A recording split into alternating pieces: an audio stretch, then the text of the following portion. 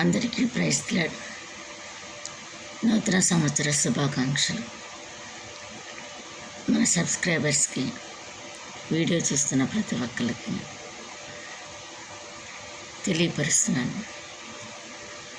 గత సంవత్సరము ఎన్నో బాధలు, ఎన్నో ఇబ్బందులు అనుభవించి ఉన్నాను. కానీ ఈ కొత్త సంవత్సరంలో మనము నూతనమైన ఆలోచనలతో, నూతనమైన పనులతో, నూతనమైన జీవితంతో జీవించాలని అనుకుంటాం. రాత్రంతా మనము 2024లో డిసెంబర్ 31 నైట్ అంతా దేవుని సన్నిధిలో గడుపుకుంటాం. కానీ పోయిన సంవత్సరం మనం ఏం చేస్తున్నాం, మన జీవితాన్ని ఎలా గడిపి ఉన్నాం, మన ఆత్మీయులను కోల్పోయి ఉంటాం, చేయాలనుకున్న పనులు చేయలేకపోవటం, ఎన్నో వాగ్దానాలు చేసి నిలబెట్టుకోలేకపోవటం, చీకులతో, చింతలతో, ఇబ్బందులతో, ఆర్థిక బాధలతో మనం ఎంతగానో బాధపడి ఉంటాం. కానీ దేవుడు అంటాడు కదా, నా కృప మిమ్మల్ని ఎప్పుడూ ఎడదంటాడు. ఆయన కృపలో మనం బతుకుతున్నప్పుడు ఎన్ని చీకు చింతలు వచ్చినా, ఎన్ని ఇబ్బందులు వచ్చినా మనం భయపడము. దేవుని సన్నిధిలో జీవిస్తున్నప్పుడు మనము ఆయన్నే చూడాలి. ఈ సంవత్సరము 2024 అంతా మనల్ని ఎంతగానో ఇబ్బంది పెట్టి ఉండొచ్చు. కానీ ఈ సంవత్సరం దేవుడు ఎంతో ఆశీర్వాదకరంగా దీవిస్తాడు అందరినీ.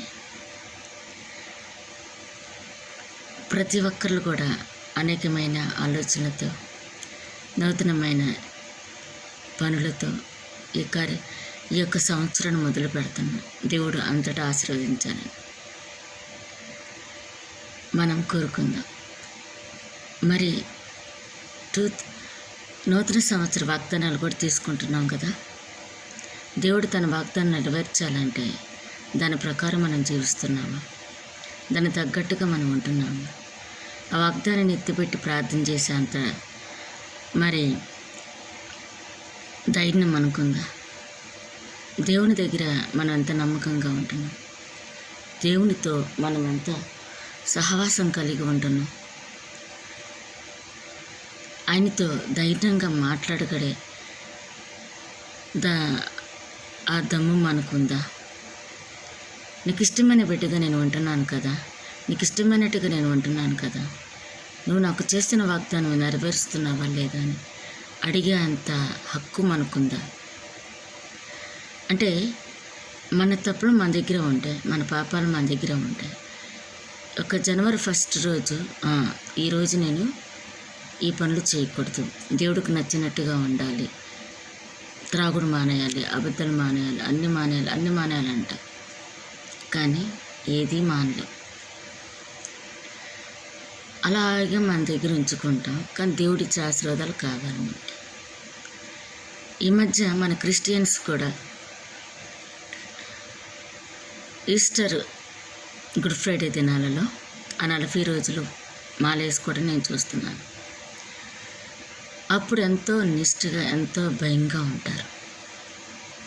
కానీ ఆ మాల తీసాక ఆ నిష్ఠ, ఆ భయం అనేది కనపడదు. అప్పుడున్న బుద్ధి, జ్ఞానం, వివేకము మాల తీసిన తర్వాత ఎందుకు ఉండదు?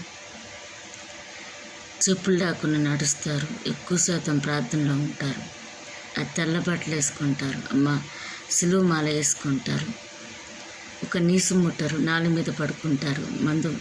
మరి మాల తీసాక ఆ జ్ఞానం ఎందుకు ఉండదు? ఆ దీక్ష అనేది మాల తీసిన తర్వాత ఎందుకు ఉండదు? నేను అదే ఆలోచిస్తూ ఉంటాను. వీళ్ళు జీవితకాలము మాలేస్తే బాగుండము, ఆ భయంతోనైనా వాళ్ళు ఆ యొక్క రోత బ్రతుకును తీసివేసుకుంటారు.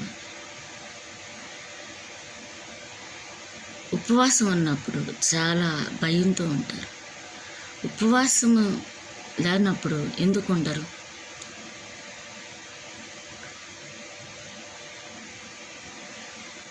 ప్రియులారా, ఒకే ఒక మాట అంటాను. దీక్షలో ఉన్నప్పుడు కానీ, ఉపవాసంలో ఉన్నప్పుడు కానీ, మందిరంలో ఉన్నప్పుడు కానీ ఎంతో భయంగా ఉంటాం కదా. ఆ మందిరం దాటి వచ్చాక, ఉపవాసం మానుకొని వచ్చినాక, ఆ దీక్ష మానుకొని వచ్చినాక ఆ భయం ఎందుకు ఉండదు? నేను చాలాసార్లు అనుకుంటూ ఉంటాను, చాలామందిని చూసినప్పుడు ఈ 40 రోజుల వరకు వీళ్ళు మంచిగా ఉంటారు, తర్వాత మామూలు పాత బతికే అనిపిస్తుంది.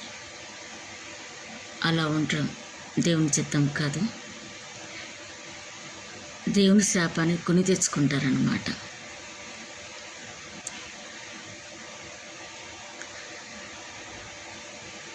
ఈ యొక్క నూతన సంవత్సరంలో నూతన ఆలోచనలతో, నూతన తలంపులతో, నూతన వాగ్దానములతో మీరు దేవుడి దగ్గర వాగ్దానం చేసి, భయముతో, భక్తితో ఆ వాగ్దానాన్ని, దేవుడిచ్చిన వాగ్దానం స్వీకరించి దాని ప్రకారం జీవించేటప్పుడు నువ్వు దేవుని దగ్గర మాట ఇచ్చావు కదా, ఆ మాట నువ్వు నిలబెట్టుకొని దేవుణ్ణి అడుగు. అంతేగాని నువ్వు ఇచ్చిన మాట తప్పి దేవుడిచ్చిన మాట నెరవేర్చాలి. ఇది ఎక్కడున్నాయి? ఆలోచించండి ప్రియులారా. దేవుడి దగ్గర మీరు ఒప్పందం ఉంటే అది మీరు నెరవేర్చుటకు మీరు ప్రయత్నించండి. అప్పుడు దేవుణ్ణి అడిగి తీసుకోండి. అటువంటి మనసుని దేవుడు మనకి ఈ నూతన సంవత్సరం ఇవ్వాలని కోరుకుంటూ, ఆ పరిశుద్ధాత్మ మనకి తోడుగా ఉండి ఈ నూతన సంవత్సరంలో అన్ని శుభాలు, దేవునితో సహవాసం, దేవునితో జీవించడం మనకు నేర్పించి ఆయన యందు మనం భయంతో, భక్తితో జీవించుటకు సహాయం చేయను గాక. Amen. Praise the Lord. Subscribe to my channel. Like చేయండి, షేర్ చేయండి, బెల్ ఐకాన్ కొట్టండి, సపోర్ట్ చేయండి. Thank you.